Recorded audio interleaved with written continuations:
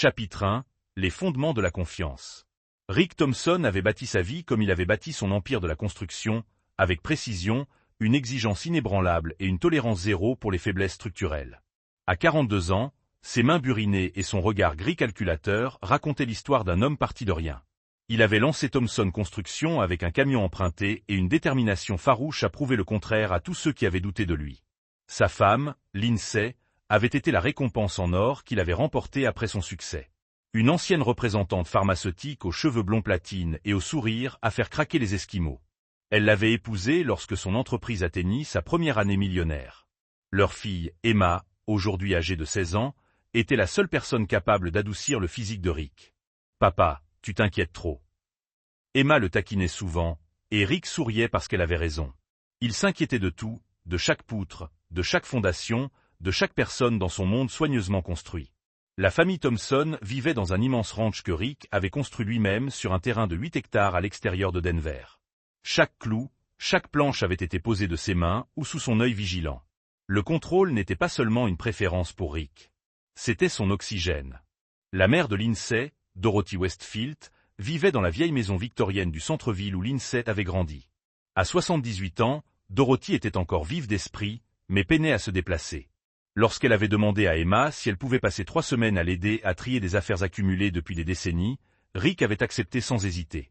Ce sera bon pour Emma de passer du temps avec sa grand-mère, avait dit Lindsay, même si Rick avait remarqué qu'elle semblait étrangement impatiente d'avoir leur fille absente pour une période aussi longue. Rick travaillait 14 heures par jour ces derniers temps, s'efforçant de terminer un projet commercial majeur qui consoliderait la réputation de Thompson Construction dans la région. Le Meridian Plaza était son chef-d'œuvre, un projet à usage mixte qui allait propulser son entreprise parmi les plus grandes entreprises. Chaque détail comptait. Chaque échéance était sacrée. Mais malgré son intense concentration, Rick remarquait de subtils changements dans le comportement de Lindsay. Elle avait commencé à faire plus de sport, acheter de nouveaux vêtements et à passer de plus en plus de temps au spa avec ses amis. Son téléphone avait un mot de passe, et elle le protégeait d'une manière qui semblait contre nature. Rick Thompson n'était pas homme à ignorer les fissures structurelles, qu'il s'agisse d'immeubles ou de relations. Mais Lindsay était sa compagne depuis 18 ans, la mère de son enfant, et il avait bâti sa confiance en elle avec autant de soin qu'il avait bâti tout le reste. S'il y avait des problèmes, ils pourraient sûrement être réglés. Par un mardi soir étouffant de juillet, Rick se gara dans son allée après une nouvelle journée épuisante à gérer des sous-traitants et à résoudre des problèmes. La maison semblait différente sans le rire d'Emma qui résonnait dans les couloirs. Lindsay était introuvable, bien que sa voiture soit au garage. Il la trouva dans leur chambre, fraîchement sortie de la douche, enveloppée dans une serviette qui semblait plus petite que d'habitude. « Comment s'est passée ta journée » demanda-t-elle, mais sa voix était distraite. Longue. L'électricien avait encore foiré le câblage de l'aillet. J'ai dû me casser la tête pendant une demi-journée de travail. Rick desserra sa cravate, observant sa femme dans le miroir qui appliquait une crème hydratante coûteuse avec un soin inhabituel. Même, répondit-elle d'un air absent. Je retrouve Rebecca pour dîner ce soir. Ce nouvel endroit en centre-ville. Rick marqua une pause. Rebecca Morrison avait été la colocataire de Lindsay à l'université et restait sa meilleure amie. Mais Rick ne se souvenait plus de la dernière fois qu'ils avaient passé du temps ensemble. « Dis bonjour à Rebecca, » dit-il, en testant. Bien sûr, Lindsay répondit trop vite. Ce soir-là, allongés seuls dans leur leaking size, Rick fixa le plafond qu'il avait lui-même texturé et se demanda quand les fondations de son mariage avaient commencé à montrer des fractures de stress. Chapitre 2. Fissures dans les fondations. Les appels quotidiens d'Emma étaient devenus le point culminant de la routine de Rick. La voix lumineuse et animée de sa fille, tandis qu'elle décrivait comment elle aidait grand-mère Dorothy à ranger des albums photos et à trier de vieux vêtements, lui apportait une chaleur qui semblait s'évaporer de sa maison. « Papa, tu devrais voir ce que grand-mère a dans le grenier. Il y a des cartons et des cartons remplis de choses datant de l'enfance de maman. C'est comme une capsule temporelle, » avait dit Emma lors de leur appel du lundi soir. « Faites attention là-haut, ma chérie. Ces vieilles maisons peuvent avoir des solives fragiles. Je suis toujours prudente, papa. Tu me l'as appris. » Pendant l'absence d'Emma, les absences de Lindsay se sont multipliées et ses explications de plus en plus vagues. Des clubs de lecture qui duraient jusqu'à minuit, des réunions caritatives qui nécessitaient des déplacements le week-end, et une kyrielle d'amis que Rick n'avait jamais rencontrés ou vus depuis des années. L'esprit méthodique de Rick s'est mis à répertorier les incohérences comme il répertorierait les défauts de structure d'un bâtiment. Le nouvel abonnement à la salle de sport qu'elle prétendait ne jamais utiliser, mais qui lui permettait pourtant de conserver un bronzage parfait. Les débits de cartes de crédit dans les restaurants de la ville alors qu'elle prétendait faire ses courses dans le quartier. La façon dont elle avait commencé à faire sa propre lessive, séparant soigneusement ses vêtements de ceux de la lessive familiale. Le jeudi de la 2e semaine d'absence d'Emma, Rick avait pris une décision qui allait à l'encontre de toute confiance instinctive sur laquelle il avait bâti son mariage. Il avait engagé Connor Mills, un détective privé qui avait effectué des vérifications d'antécédents pour son entreprise de construction. Connor était discret, minutieux et cher. « J'ai besoin de savoir si ma femme a une liaison », avait dit Rick sans détour lors de leur rencontre dans le bureau de Connor, en centre-ville. Connor, un ancien inspecteur de police de Denver aux cheveux argentés et au regard entendu, avait simplement hoché la tête. Il faudra quelques jours pour établir des tendances. J'aurai besoin de photos, de son emploi du temps et des informations sur son véhicule. Depuis combien de temps êtes-vous marié, monsieur Thompson? 18 ans en octobre. Des enfants, une fille, elle a 16 ans. Connor a pris des notes dans 1. Porte-document en cuir usé. D'après mon expérience, monsieur Thompson. Lorsqu'un homme vient me voir avec des soupçons aussi précis, il a généralement raison. La question n'est pas de savoir s'il se passe quelque chose. C'est ce que vous comptez faire de l'information. Rick avait bâti sa vie sur des faits, pas sur des spéculations. J'ai besoin de connaître la vérité. Toute la vérité. La vérité a le don de tout changer. Monsieur Thompson, êtes-vous sûr d'être prêt pour ça? Rick soutint le regard de l'enquêteur avec un regard d'acier. Je n'ai jamais commencé un projet sans être prêt à le terminer. Vendredi après-midi, Connor a appelé avec des conclusions préliminaires qui ont frappé Rick comme un coup de massue. Votre femme rencontre régulièrement un homme nommé Trevor Grayson, agent immobilier, bureau de divorcé en centre-ville. On les a vus dans des restaurants, des hôtels et dans son appartement. Aujourd'hui, ils ont passé 3 heures au Marriott du centre-ville. J'ai des photos. La main de Rick se serra sur son téléphone jusqu'à ce que ses jointures blanchissent. Envoyez-moi tout. Ce soir-là, lorsque Lindsay rentra chez elle avec des sacs de courses et des anecdotes sur une journée passée avec sa sœur Claire, Rick la regarda avec un regard neuf. Chaque geste, chaque mot, chaque mensonge soigneusement construit s'assemblait comme les pièces d'un puzzle qu'il résolvait inconsciemment depuis des mois. « Comment va Claire » demanda-t-il d'un ton désinvolte. « Oh, vous savez, Claire a toujours quelque chose de dramatique dans son travail. » La réponse de Lindsay était facile à répéter. Rick savait que Claire était en Europe pour sa lune de miel, car Lindsay s'était plainte d'avoir manqué le mariage 2 semaines auparavant. Cette nuit-là, Rick resta éveillé à planifier. Rick Thompson n'avait jamais été un homme à réagir aux problèmes. Il les identifiait, les analysait, puis les éliminait systématiquement. Cette situation ne ferait pas exception. À l'aube, Rick avait les bases d'un plan qui rendrait l'avertissement de Connor Mills, selon lequel la vérité changerait tout un euphémisme. Chapitre 3. La découverte. L'appel d'Emma arriva un mercredi soir, lors de sa 3e semaine chez grand-mère Dorothy, au moment même où Rick examinait les dernières photos de surveillance de Connor. Trevor Grayson était plus jeune que Rick ne l'avait imaginé, probablement la trentaine, avec des cheveux bruns soigneusement coiffés et le genre de sourire facile qui faisait probablement vendre beaucoup de maisons. « Papa, j'ai besoin de te parler de quelque chose d'important. » La voix d'Emma était d'une tension inhabituelle qui capta immédiatement toute l'attention de Rick. « Qu'est-ce qui ne va pas, ma puce? J'ai trouvé quelque chose dans le grenier de grand-mère que tu devrais voir. C'est à propos de maman. » La tension artérielle de Rick a grimpé en flèche. Quel genre de chose? Je ne peux pas l'expliquer au téléphone. Tu peux venir? S'il te plaît, papa. C'est vraiment important. En moins de 30 minutes, Rick s'engageait dans l'allée de Dorothy. La vieille maison victorienne avait la même apparence, mais le visage pâle d'Emma à la porte d'entrée lui annonçait que tout allait changer. Grand-mère fait la sieste, chuchota Emma en le conduisant à l'étage. Je ne lui ai pas dit ce que j'ai trouvé. Je ne savais pas quoi faire. On accédait au grenier par un escalier étroit qui craquait sous le poids de Rick. Des décennies de souvenirs accumulés remplissaient l'espace sous les combles. Décorations de Noël, vieux meubles et d'innombrables cartons de photos et de documents. J'aidais grand-mère à ranger ses cartons pour les dons, expliqua Emma d'une voix légèrement tremblante. Il n'y avait que de vieux vêtements et de vieux livres, mais j'ai trouvé ça. Elle le conduisit à une petite malle en bois caché derrière un mannequin. À l'intérieur se trouvaient des liasses de lettres nouées, de vieux bijoux et une enveloppe en papier craft dissimulée sous tout le reste. Je l'ai ouverte uniquement parce que je pensais que ce seraient des documents importants pour grand-mère, dit Emma en lui tendant l'enveloppe d'une main tremblante. Mais regarde les photos. Rick ouvrit l'enveloppe et sentit son monde basculer. Les photos étaient vieilles, mais pas anciennes. Peut-être 5 ou 6 ans, selon la qualité. Elle montrait Lindsay sans équivoque, mais pas telle que Rick l'avait vue.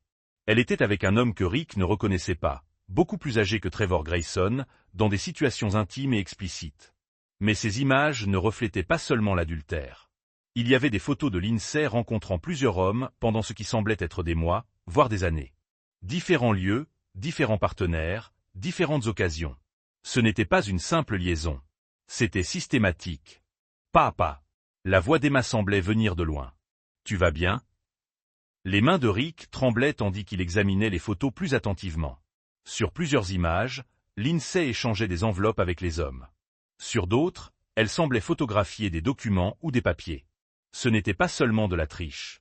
C'était quelque chose de bien plus organisé et calculateur. « Chérie, qu'est-ce qui ne va pas ?» demanda Emma, les larmes aux yeux. Rick regarda sa fille. Cette personne pure et innocente qui était tombée sur quelque chose qui allait détruire tout ce qu'elle croyait de sa famille. À cet instant, il prit une décision qui allait définir tout ce qui allait suivre. « Emma, j'ai besoin que tu fasses quelque chose de très important pour moi, » dit-il d'une voix d'un calme mortel. « J'ai besoin que tu m'appelles demain soir pour me dire que tu as trouvé quelque chose dans le grenier de grand-mère que je dois voir. Peux-tu faire ça? » « Mais, papa, j'ai déjà. »« Non, ma querida. »« Confiance. »« Toujours, papa. » Ce soir-là, Rick était assis dont il avait passé la journée à son bureau jusqu'à l'aube, étudiant les photos et reconstituant une chronologie qui dressait un tableau bien pire qu'un simple adultère. Lindsay n'avait pas seulement trahi leur mariage. Elle menait une sorte d'opération qui mettait toute leur famille en danger. Au matin, Rick Thompson avait décidé que, vu la corruption des fondations, la seule solution était la démolition complète. Chapitre 4. Construire le piège. Le lendemain soir, Rick était assis dans son salon à attendre l'appel d'Emma. Il avait passé la journée à finaliser ce que Connor Mills appelait le système de surveillance le plus complet qu'il ait jamais mis en place.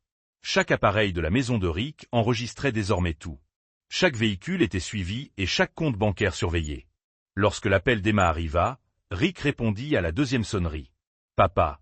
Sa voix était parfaitement affligée, exactement comme il l'avait répété. « Chérie, qu'est-ce qui ne va pas ?» demanda Rick, s'installant dans son rôle. « Papa, j'ai trouvé quelque chose dans le grenier de grand-mère que tu dois voir. » Les mots d'Emma tremblaient d'une émotion sincère, même si elle jouait la comédie. Elle m'a tendu son téléphone avec des photos. Je me suis figé sous le choc et j'ai immédiatement appelé la police. Rick a marqué une pause. Cette dernière phrase n'était pas ce dont ils avaient parlé. « Tu as appelé la police. » Emma, qu'as-tu trouvé exactement? Yeah. Je ne peux pas parler de ça au téléphone. Papa. Peux-tu venir me chercher? J'ai peur. Ce n'était pas le scénario. L'instinct protecteur de Rick a pris le dessus sur ses plans soigneusement élaborés. J'arrive tout de suite. 20 minutes plus tard, Rick a trouvé Emma et Dorothy dans la cuisine, toutes deux secouées. Les mains ancestrales de Dorothy serraient une tasse de thé tandis qu'Emma serrait son téléphone comme une bouée de sauvetage. Monsieur Thompson. La voix de Dorothy était frêle mais déterminée. J'ai bien peur qu'Emma ait trouvé quelque chose dans mon grenier qui change tout.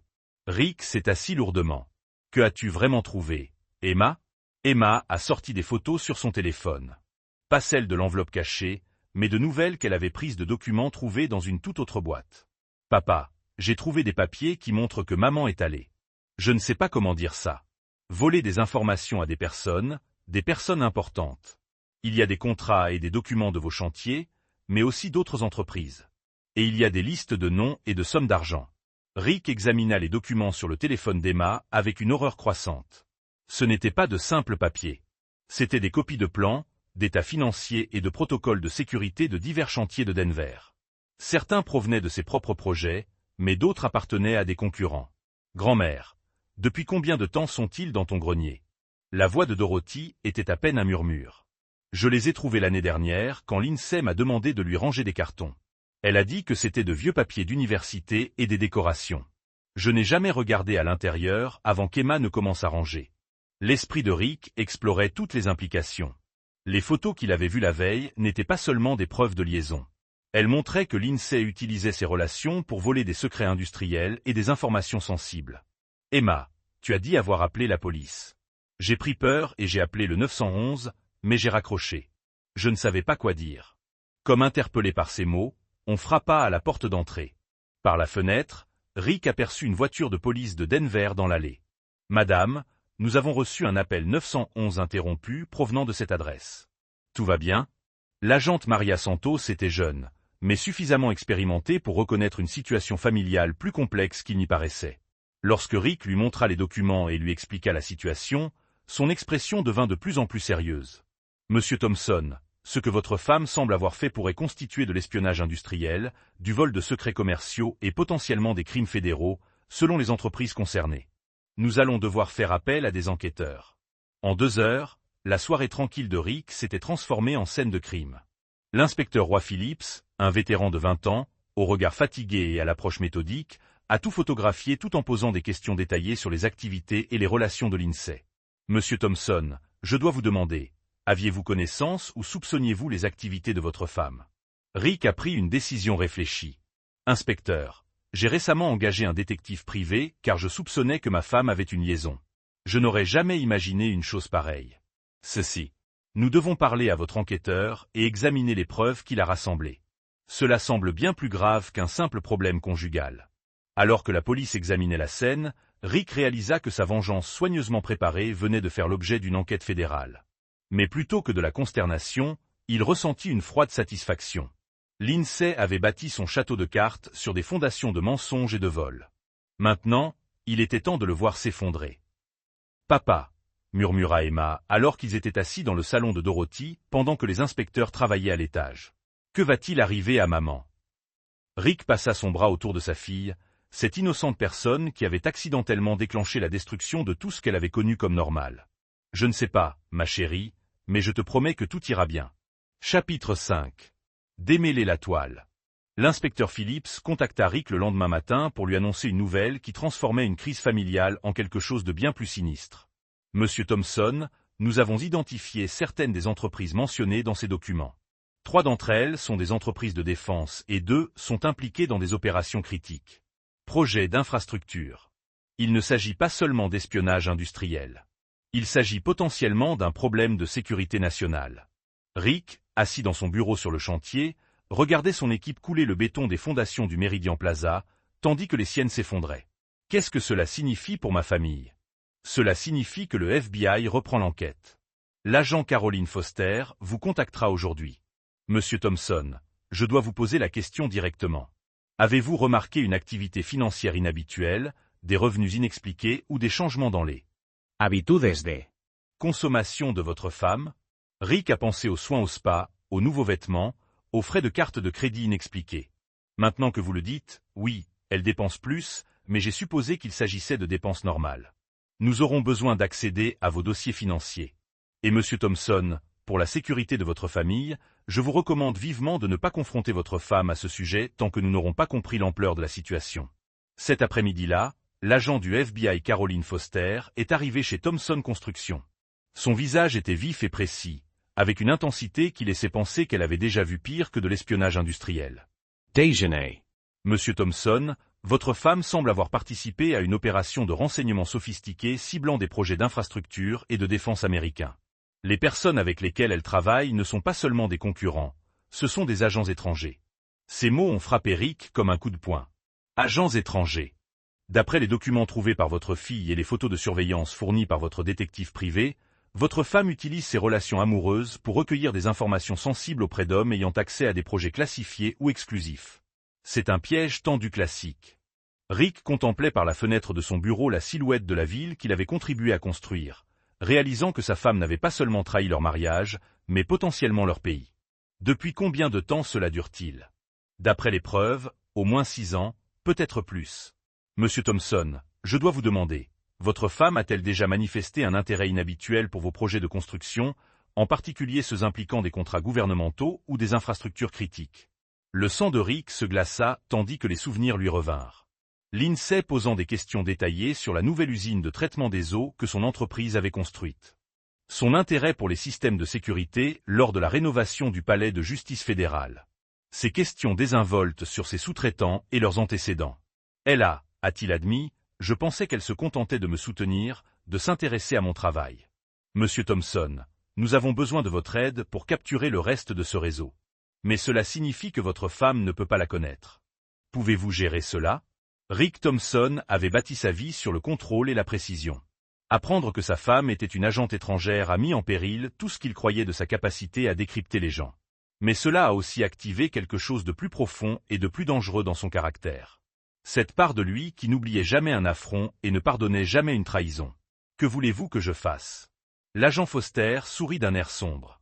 Nous avons besoin que vous vous comportiez normalement pendant que nous tendons un piège. Votre femme rencontre ses agents demain soir. Nous allons suivre cette réunion jusqu'à sa conclusion et démanteler tout le réseau. Ensuite, votre femme sera accusée d'espionnage, de vol d'informations classifiées et de complot contre les États-Unis. Elle passera le reste de sa vie dans une prison fédérale. Rick hocha lentement la tête. Agent Foster, il y a autre chose que vous devriez faire. Je sais. J'avais déjà planifié ma propre justice avant même de réaliser la gravité de la situation. J'ai des caméras de surveillance dans toute ma maison et j'ai suivi son véhicule. Monsieur Thompson, c'est une enquête fédérale maintenant. Vous devez nous laisser gérer ça. Je comprends, mais je veux la voir tomber. Ce soir-là, Rick était assis en face de Lindsay au dîner, la regardant jouer le rôle d'une épouse aimante tout en sachant qu'elle était une agente expérimentée qui avait passé des années à voler son pays et à détruire sa famille. « Comment s'est passée votre journée ?» demanda-t-elle. La même question qu'elle avait posée 1000 fois auparavant. « Productive », répondit Rick en coupant son steak avec une précision chirurgicale. « Je vois enfin les fondations du Meridian Plaza prendre forme. C'est merveilleux, chérie. Tu travailles tellement dur. » Tandis que Rick regardait sa femme lui mentir avec une aisance acquise, il comprit que l'agent Foster avait tort sur un point. Ce n'était plus seulement une enquête fédérale. C'était aussi sa guerre personnelle. Et Rick Thompson n'avait jamais perdu une guerre qu'il était prêt à mener. Chapitre 6, le jeu des maîtres. Emma rentra chez elle le lendemain après-midi, pendant que Lindsay était partie faire les courses. Rick avait passé la matinée à aider l'équipe de l'agent Foster à installer du matériel de surveillance supplémentaire dans toute la maison, sous couvert d'entretien et de mise à niveau de routine. « Papa, que se passe-t-il vraiment ?» demanda Emma alors qu'ils étaient assis dans son bureau. Les agents du FBI présents chez grand-mère hier n'ont rien voulu me dire, si ce n'est que maman pourrait avoir des ennuis. Rick regarda sa fille, cette jeune femme brillante et perspicace qui méritait la vérité, mais qui pourrait ne pas être capable de la gérer. « Emma, ta mère a volé des informations à des entreprises et à des projets gouvernementaux. Elle a travaillé avec des agents étrangers qui veulent nuire à notre pays. » Le visage d'Emma pâlit. « Tu veux dire comme une espionne ?»« Oui, ma chérie. Comme une espionne. » Les larmes montèrent aux yeux d'Emma. « Depuis combien de temps êtes-vous au courant ? Je soupçonnais que quelque chose n'allait pas depuis des mois, mais je pensais qu'elle avait juste une liaison. Je n'aurais jamais imaginé ça. Que va-t-il lui arriver ?» Rick a serré sa fille contre lui. « Elle va aller en prison pour très longtemps. Et Emma, il y a autre chose. Elle utilise notre famille, notre maison, notre vie commune comme couverture pour son vrai travail. Rien de ce que nous pensions être réel ne l'était en réalité. » Ce soir-là, l'agent Foster a appelé avec une mise à jour qui a fait bouillir Rick. « Votre femme a rencontré son responsable cet après-midi. Nous avons suivi la réunion et identifié 2 autres agents. M. Thompson. Il planifie une opération appelée « Opération Fondation ». Une attaque contre une infrastructure critique à Denver conçue pour ressembler à un accident. Quel genre d'attaque? Ils veulent utiliser des informations volées lors de vos projets de construction pour saboter la nouvelle usine de traitement des eaux du palais de justice fédérale. Votre femme leur a fourni des faiblesses structurelles, des protocoles de sécurité et des calendriers de maintenance. La vision de Rick est devenue rouge. Son propre travail, sa réputation, son expertise étaient utilisés pour planifier des attaques contre des innocents. Quand demain soir, nous serons-ils allait les arrêter pendant l'opération. Mais M. Thompson, votre femme, sera là. Elle ne se contente plus de fournir des informations. Elle participe activement à l'attaque. Rick raccrocha et s'assit dans son bureau, contemplant les photos d'Emma et les projets de construction qu'il avait réalisés au fil des ans. Tout ce qu'il avait construit, tout ce pour quoi il avait travaillé, avait été utilisé comme une arme contre son pays. À minuit, Lindsay rentra d'une autre réunion du club de lecture, fredonnant doucement en parcourant la maison. Rick l'observa sur les écrans de surveillance auxquels l'agent Foster lui avait montré comment accéder. Elle alla directement au sous-sol et récupéra quelque chose derrière le chauffe-eau, un ordinateur portable et un téléphone que Rick n'avait jamais vu auparavant.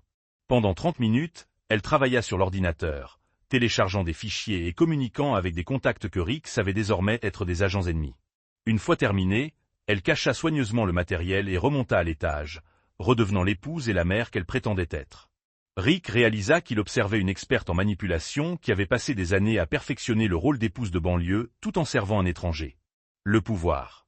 La femme qu'il avait aimée, la mère de son enfant, n'avait jamais existé. Le lendemain soir, Rick était assis dans son salon avec Emma.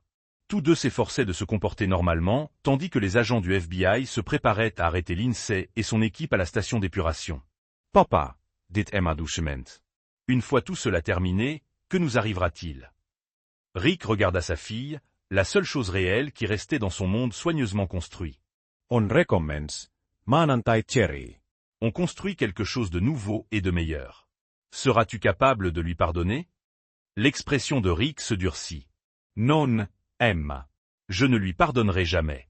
Elle n'a pas seulement trahi notre famille. Elle a trahi notre pays et mis des innocents en danger. Certaines choses ne se pardonnent pas.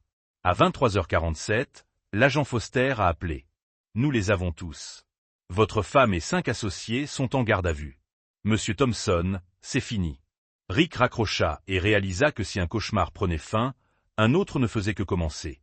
Parce qu'il devait maintenant reconstruire sa vie, sachant que tout ce qu'il croyait de la personne la plus proche de lui était un mensonge. Chapitre 7. Justice et jugement. Le palais de justice fédérale de Denver n'avait jamais semblé aussi imposant à Rick, assis dans la galerie à assister à la mise en accusation de sa femme. Lindsay portait une combinaison orange et des menottes, paraissant plus petite et plus ordinaire qu'il ne l'avait jamais vue. La femme sûre d'elle qu'il avait manipulée pendant des années avait disparu. À sa place, était assise quelqu'un qui semblait presque fragile. Presque. L'agent Foster avait informé Rick de toute l'ampleur de l'opération de Lindsay la veille. Le réseau dont elle faisait partie avait volé des informations valant des millions et compromis des dizaines de projets d'infrastructures dans l'ouest des États-Unis. Son agent, un certain Yuri Volov, opérait aux États-Unis depuis plus de 10 ans. Votre femme n'était pas une participante réticente, Monsieur Thompson, lui avait expliqué l'agent Foster. Elle avait été recrutée à l'université, avait suivi une formation intensive et était une agente volontaire depuis près de 20 ans. Tout dans votre vie commune faisait partie de sa couverture. 20 ans? Cela signifiait qu'elle était espionne avant même leur rencontre. Emma était assise à côté de Rick dans la salle d'audience, la main dans la sienne, tandis qu'ils écoutaient les accusations. Complot en vue de commettre un acte d'espionnage, vol d'informations relatives à la défense nationale, complot en vue de commettre un sabotage et une douzaine d'autres crimes qui enverraient probablement Lindsay en prison fédérale à vie. Lorsque l'avocat de Lindsay a demandé la libération sous caution, Rick a observé attentivement le visage de sa femme. L'espace d'un instant, son masque est tombé et il a lu dans son regard une froideur calculatrice qui confirmait tout ce que l'agent Foster lui avait dit. « Votre honneur », a déclaré le procureur fédéral, l'accusée est une agente étrangère entraînée ayant des liens étroits avec des services de renseignement hostiles. Elle présente un risque de fuite extrême et une menace permanente pour la sécurité nationale. Le gouvernement demande le refus de la libération sous caution. La décision du juge a été rapide. Lindsay resterait en détention fédérale jusqu'au procès. En quittant le tribunal, Emma est restée silencieuse jusqu'à ce qu'ils atteignent le camion de Rick. « Papa, tu as vu comme elle nous a regardés? Comment ça? Comme si nous étions des étrangers. Comme si elle ne nous connaissait même pas. » Rick démarra le moteur, les mains agrippées au volant plus fort que nécessaire. « Peut-être ne nous a-t-elle jamais connus, ma chérie. Peut-être que ça n'a jamais été son boulot. » Cet après-midi-là, Connor Mills s'appela avec des informations qui complétaient le tableau de la destruction de Rick. « Monsieur Thompson, j'ai fouillé plus en profondeur les activités de votre femme. Sa liaison avec Trevor Grayson, c'était sa mission. Il a accès aux bases de données immobilières commerciales et aux informations de sécurité des immeubles de Denver. Elle ne vous trompait pas par passion. Elle travaillait. Et les autres hommes sur ces photos qu'Emma a trouvées? Tous avaient accès à des informations ou des installations sensibles. Votre femme est ce que les services de renseignement appellent une hirondelle, une agente qui utilise les relations amoureuses et sexuelles pour recueillir des renseignements. Chaque liaison était un boulot. Rick sentit un frisson lui monter à la poitrine. « Connor, j'ai besoin que vous trouviez Trevor Grayson. Monsieur Thompson, le FBI l'a placé en garde à vue. Il est inculpé de complicité. Je m'en fiche. Quand il sortira, je veux savoir où il est. » La voix de Connor portait un avertissement. « Monsieur Thompson, soyez prudent. Le FBI vous surveille aussi. Il veille à ce que vous n'interfériez pas avec leur enquête et que vous ne preniez pas les choses en main. Je comprends, mais Connor, certaines dettes ne peuvent pas être réglées par la justice. » Ce soir-là, Rick et Emma étaient assis dans leur cuisine, la même cuisine où Lindsay avait préparé le petit déjeuner et les déjeuners, et joué le rôle de mère et d'épouse pendant 16 ans. Papa, allons-nous rester dans cette maison? Rick regarda autour de lui l'espace qu'il avait construit de ses propres mains. Chaque détail avait été conçu pour créer un foyer pour sa famille maintenant. C'était comme un monument à sa propre crédulité. Non, mon chéri. Nous allons construire quelque chose de nouveau, quelque chose qui nous appartient. Vraiment. Et maman? L'expression de Rick se durcit. Ta mère a choisi sa voie. Elle a choisi sa vraie famille plutôt que nous. Elle a choisi sa mission plutôt que sa fille. Je ne lui pardonnerai jamais. Et je ne la laisserai jamais revenir dans nos vies. Mais et si elle essayait de s'expliquer? Et si elle disait qu'elle nous aimait? Emma, l'amour n'utilise pas les gens comme armes.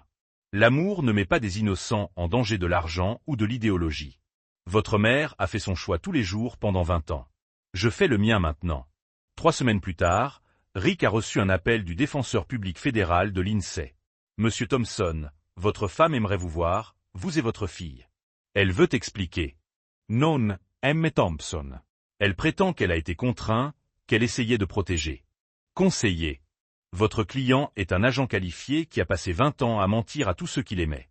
Elle a utilisé ma fille dans le cadre de sa couverture et a mis des innocents en danger d'argent. Nous ne visiterons pas. Nous ne prendrons pas d'appel et nous n'écouterons pas les explications. Monsieur, elle est toujours la mère de votre fille. Non, a déclaré Rick avec la finalité, c'est une agent étranger qui a utilisé ma fille comme un accessoire dans son histoire de couverture. La femme que je pensais être la mère de ma fille n'a jamais existé.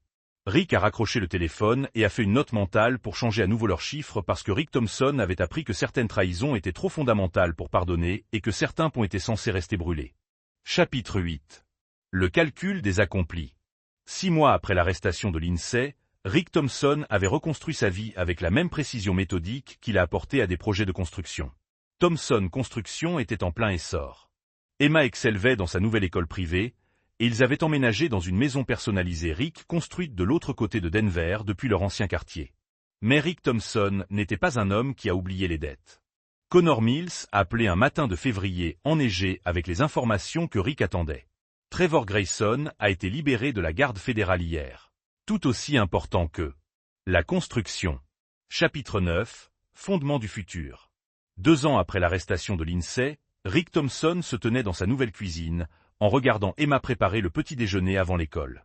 À 18 ans, elle était devenue une jeune femme confiante qui avait hérité de la précision et de la détermination de son père, mais avec une chaleur que la trahison n'avait pas pu éteindre. « Papa, j'ai été accepté au programme d'ingénierie de l'État du Colorado. » Annonce Emma, ne levant pas les yeux de ses œufs. « C'est exceptionnel, ma chérie. Quand commencent les cours? » Semestre d'automne. Je veux me spécialiser dans l'ingénierie structurelle. Rick Surratt.